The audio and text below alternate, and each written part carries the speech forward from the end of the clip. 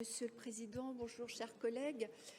Concernant la desserte Lille, Montbard, Dijon, Mulhouse, moi j'aurais aussi un argument peut-être plus écologiste que la desserte directe de l'aéroport, c'est qu'en fait ça permet de contribuer à un réseau ferroviaire européen qui est attendu quand même par pas mal de citoyens qui sont soucieux de se déplacer autrement. Et je pense que dans l'argumentaire, c'est cela aussi qu'il faut mettre en avant. Parce que relier Paris, Montbard, Dijon jusqu'à Lille, et après on peut aller en Belgique, on peut aller en Hollande, aux Pays-Bas, excusez-moi. Donc voilà ma contribution sur ce débat et j'aimerais bien qu'on puisse l'inscrire si on a un vœu commun là-dessus de mettre ça. La dimension environnementale. C'est sûr que de prendre le train et d'avoir des lignes qui permettent de prendre le train, c'est quand même utile pour la planète. Voilà, donc on fait une pierre deux coups. Ben, vous regarderez ça, monsieur Dugout, avec madame Conders, pour ajouter une phrase.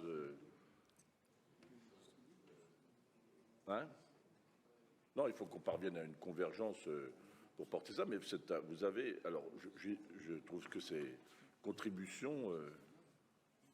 Non seulement opportune si j'en suis juge, mais en tout cas que je partage.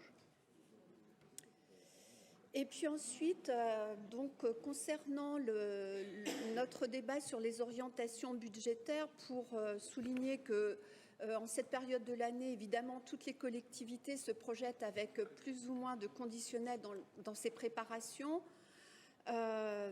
Avec le contexte plus complexe que jamais que nous connaissons, les tensions sur l'énergie, les tensions internationales, les tensions au sein de l'Union européenne où la tentation des replis à la fois identitaires et autoritaires fragilise la coopération intelligente telle que la devise de l'Union européenne la traduit pourtant, unie dans la diversité, et sans compter les tensions sociales en France, on vient de l'évoquer notamment avec ce qui se passe du côté de, à Vénaré-les-Laumes, excusez-moi.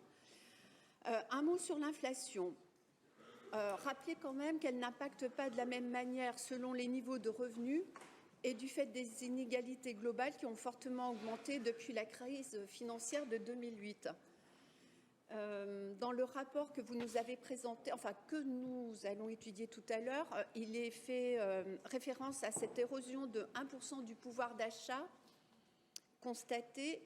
Ça n'a évidemment pas les mêmes conséquences selon que l'on est au RSA, débutant dans la fonction publique, en emploi à temps partiel ou dans le haut de l'échelle des salaires les plus rémunérateurs, sans même parler des revenus de plusieurs centaines de milliers d'euros par mois, et je n'évoque même pas les autres types de revenus que nous connaissons. Dire aussi qu'il y a une semaine, la COP27 se clôturait de façon plus que laborieuse. Il y a eu certes la conclusion d'un accord historique avec la création d'un fonds sur les dégâts climatiques. On peut souligner que cela constitue une avancée majeure que les pays les plus impactés par le changement climatique réclamaient depuis 30 ans. Pour autant,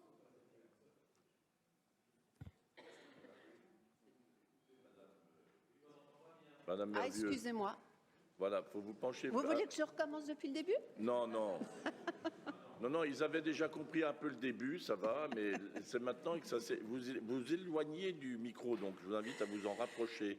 Donc, je parlais de la COP27 avec l'avancée majeure que les pays les plus impactés par le changement climatique réclamaient depuis 30 ans, c'est-à-dire concernant la création du fonds sur les dégâts climatiques. Mais pour autant, il n'y a aucune garantie sur la mise en action de ce fonds dont la concrétisation est remise à une COP ultérieure.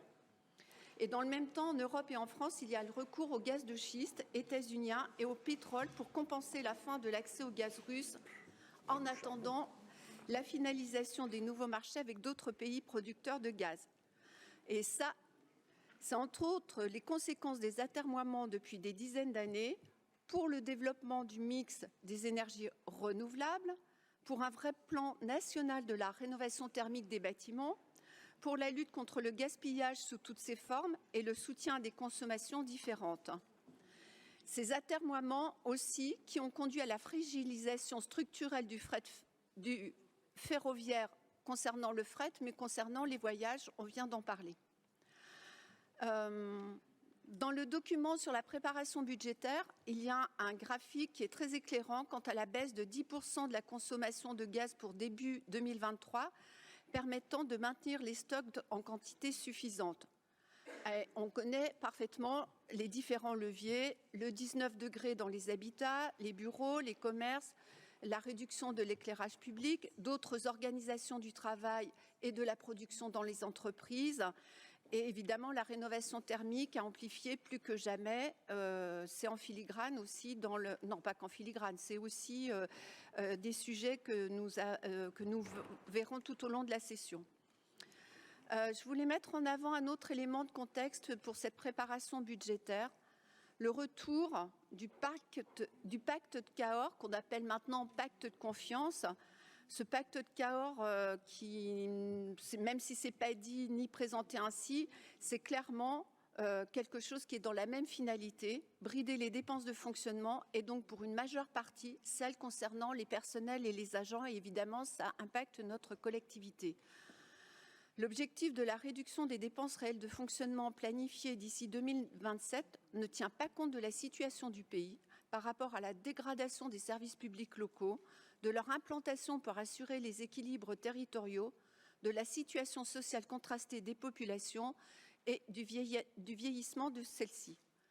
Alors que les départements ont une part de fonctionnement importante du fait de leurs compétences.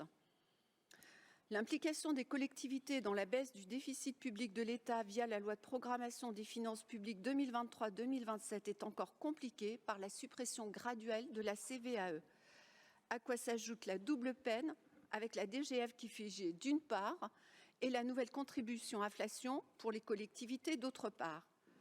Cela fait évidemment augmenter le reste à charge pour le département parce que les compensations ne suivent pas l'augmentation des besoins en ressources humaines, si l'objectif est bien d'assurer au mieux l'ensemble des services auprès des Côtes-d'Orients et du territoire, ce dont je ne doute pas. Il y a de fait une recentralisation à l'œuvre avec la fin des ressources propres des collectivités et leur autonomie fiscale, remplacées par différentes dotations de l'État qui ne tiennent pas compte de façon fine des besoins des collectivités, notamment pour l'adaptation de leur territoire au changement climatique, la crise énergétique et les besoins de services publics de proximité exprimés lors du mouvement des Gilets jaunes et de la pandémie du Covid. Et on le sait, les collectivités réalisent plus de 70% de l'investissement public national et la Côte d'Or y prend sa part. Enfin, il y a un vrai sujet à réaffirmer. La nécessaire place de l'impôt et de la fiscalité entre les citoyens et les institutions qui organisent les services publics nécessaires à leur qualité de vie. Le lien fiscal entre les territoires, à tous les échelons, leurs habitants et les entreprises, lesquels bénéficient en retour des investissements et des services publics développés par les collectivités et l'État. Je vous renvoie à l'intervention de Christophe Avienas sur ce sujet. Et tout cela constitue un vrai pilier de la démocratie et il s'agirait vraiment d'en faire un vrai débat au niveau national en lien avec les associations d'élus qui, effectivement, alertent sur ce sujet depuis de nombreuses années. Je voulais le dire aujourd'hui à l'occasion de nos débats sur les orientations budgétaires. Je vous remercie.